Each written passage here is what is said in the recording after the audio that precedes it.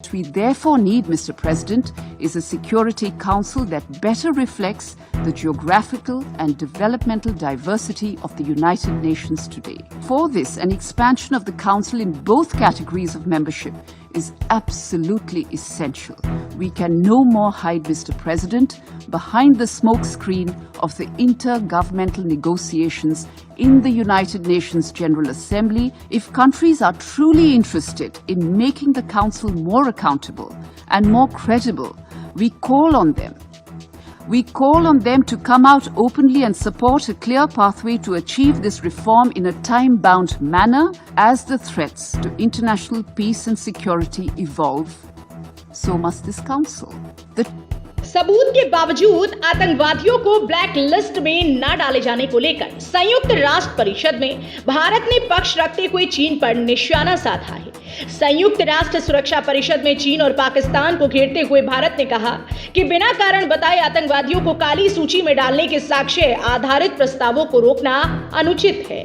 चीन पर निशाना साधते हुए भारत ने कहा कि यह उसका दोहरा रवैया है।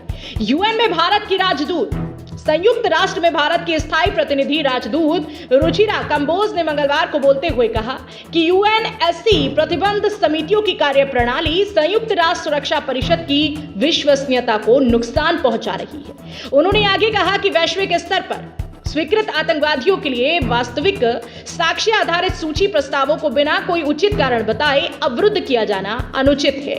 प्रतिबंध समितियों की यूएनएससी प्रतिबंध समितियों की कार्यप्रणाली संयुक्त राष्ट्र सुरक्षा परिषद की विश्वसनीयता को लगातार नुकसान पहुंचाने का काम कर रही है। अडंगा लगाता रहा है चीन हमेशा अडंगा लगाता रहता है। वह पाकिस्तान के कहने पर आतंकवादियों को ब्लैक लिस्ट में डालने पर कई बार रोक लगा चुका है। जून में चीन ने अलकायदा प्रतिबंध समिति के तहत लश्कर ए तैयबा आतंकवादी साजिद मीर को काली सूची में डालने से इनकार कर दिया था। संयुक्त राष्ट्र में भारत की स्थायी प्रतिनिधि राजदूत रुचिरा कंबोज ने कहा कि यदि देश वास्तव में परिषद को अधिक जवाबदेह और अधिक विश्वसनीय बनाने में रुचि रखते हैं तो हम उनसे खुलकर सामने आने और संयुक्त राष्ट्र में एकमात्र स्थापित प्रक्रिया के माध्यम से समयबद्ध तरीके से इस सुधार को प्राप्त करने के लिए एक स्पष्ट मार्ग का समर्थन करने का आह्वान करते हैं, जो ये पाठ के आधार पर बातचीत में शामिल होने से है, न कि एक दूसरे पर बोलने या एक दूसरे को अतीत बताने के माध्यम से, जैसा कि हमने पिछले 3 दशकों से किया है।